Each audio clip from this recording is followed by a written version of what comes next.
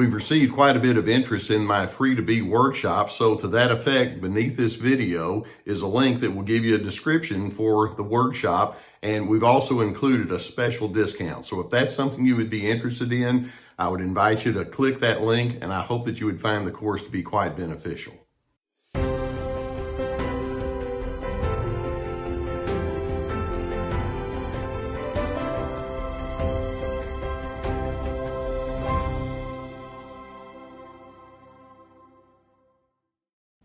There's a glaringly obvious truth that narcissists just simply cannot come to terms with regarding themselves. And that is, as they attempt to suppress their real self by hiding behind a phony false self, they lock themselves inside of cages of dysfunction. And then, get this, all the while when they do that, they declare themselves to be the enlightened one. Let that one soak in. They're inside their own cages of dysfunction, and yet they'll let you know, I'm the one who figures it out. I'm the one who ought to be calling the shots. Now, when you think about it, even in just a cursory way, you can see that they have so much dysfunction that they're building upon at their own foundation. For example, when they say, it really is good for me to issue mandates to you, and that's how you and I need to begin our relationship, me in charge of you, that doesn't make sense.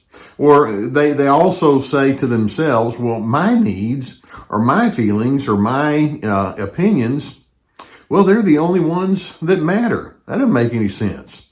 Or they also think to themselves, well, if you and I differ, well, that automatically means that you must be wrong. And I could just go on, but they have all of these illogical ways of thinking. And then what's worse is as they remain inside of these cages of their own dysfunction, they want to invite you, or they insist that you join them inside their dysfunctions. They want to pull you in to the cage. Now, when I talk about inside a cage, obviously it implies that you're restricted. It implies that you don't have the freedom to move about. You have to stay inside a fixed agenda. That's the way they operate. And what I want to do is I want to go through various cages that we can see that narcissists try to put you into. And let's understand, when they apply this kind of tactic toward you, make no mistake, they're using the defense mechanism of projection. And by that, I mean they insist that you have to be responsible for the unfinished business that they cannot come to terms with. They see in you all of the garbage that they cannot or will not see within themselves. That's a tight defense mechanism. Now, for example, one of the first cages we'll see that a narcissist likes to put you into is what I would refer to as the cage of isolation. Basically, narcissists want you to think that you're at odds with the normal, as defined by them, world out there. They want you to understand, well, there's just so much about you that's wrong, and actually people don't respect you like you may think they do. And if you and I or anybody else, if we don't connect, it's your problem. And so they try to isolate you and break you down so that you question your own capabilities and your own legitimacy. Do you see the projection in that? Way back, narcissists already had succumbed to the fear of being the odd one out. And so what they did as a compensation is they tried to decide, well, if I can find enough flaws in everybody else, and that leaves me feeling less isolated and lonely. But they're not able to come to terms with that. But that's their junk that they're entrapped by, and they want to bring you into that same snare. Or a second cage. And this is one that I imagine you can relate to pretty quickly. And that is, they're inside a cage of anger, and they want you to join them in the cage of anger. And of course, when you join them, what they'll say is, wow, you sure have some problems. For example, have you ever noticed how narcissists actually take quite a bit of delight when you respond to them or anyone else with a real agitated and maybe outrageous form of anger? It's like, ooh, see, that proves how bad you are. And in doing so, it allows them to sidestep the fact that they have lived so much of their life with a simmering tension and agitation on the inside of themselves. All they're thinking of, let's see what you look like when you are angry. And so it takes the focus off of their own unfinished business of their own hidden anger, and they have lots of it that they're ensnared by. A third cage that they want to pull you into is the cage of fear and intimidation. Now, let's keep in mind that narcissism is a fear-based pattern of living. Narcissists fear rejection.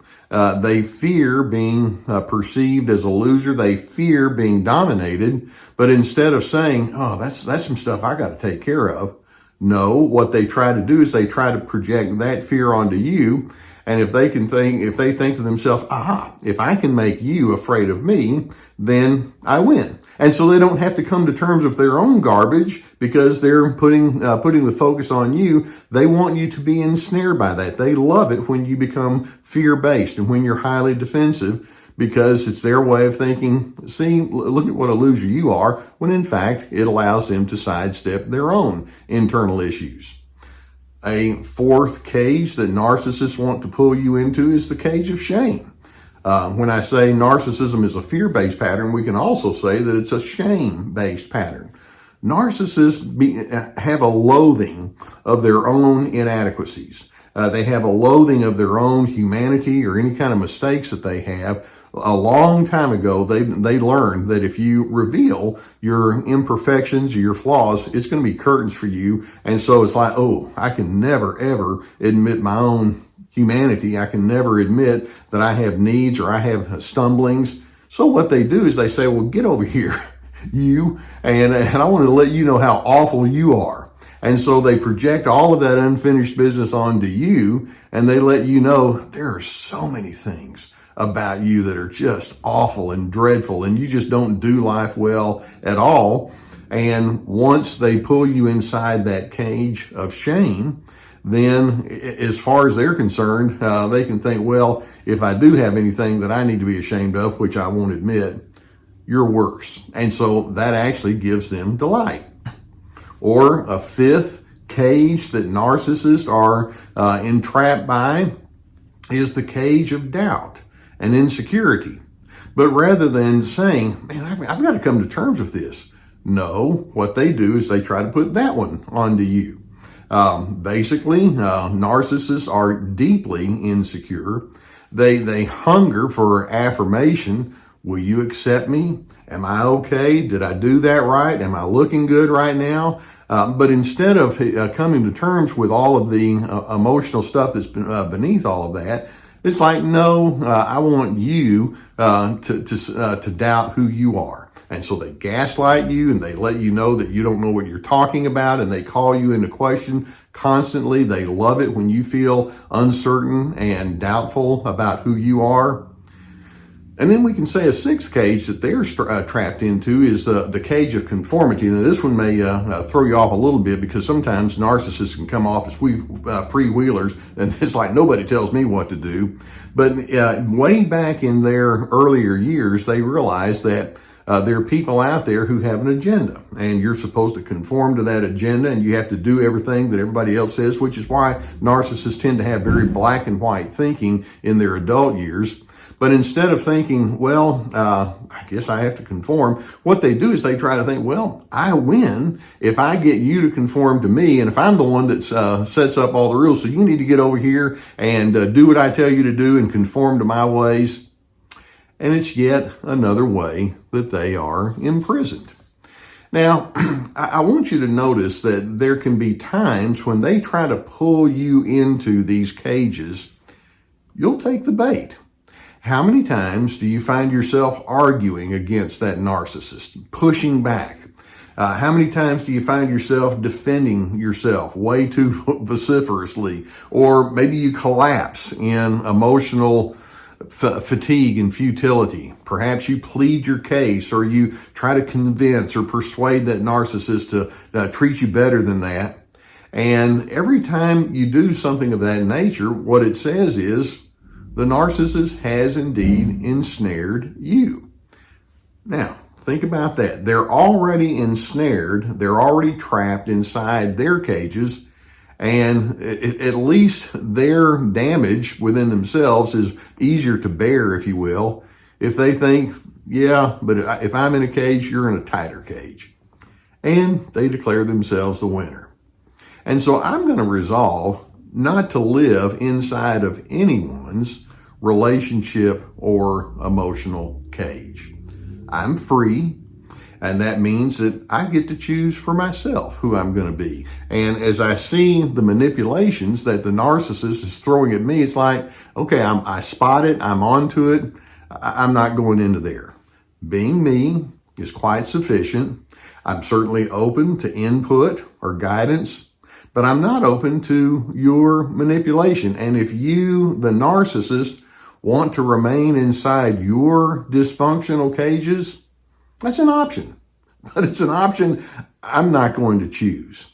Unlike that childish narcissist who's sitting inside their own cages of unfinished business, my goal, and I hope your goal, is growth and insight and self-respect and peace.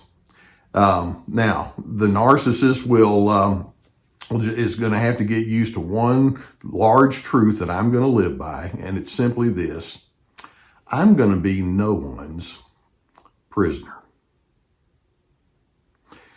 And I hope that videos such as this can give you some good insight regarding what you're living with and dealing with. And as you understand it, it allows you to determine to make a better path for yourself. And I'm so grateful that you allow me to be on the journey with you. If you've not already hit the subscribe button, I would encourage you to do so.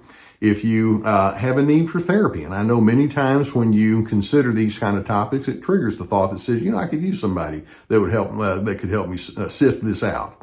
We have a sponsor, the people at the BetterHelp.com, and you can go there. We have a link below that will take you to their website, and you can choose from a whole team of licensed professional therapists. And if that's a need that you would have, I would strongly encourage you to seek that out. And in addition to that, I have my own therapeutic initiatives in the form of video courses.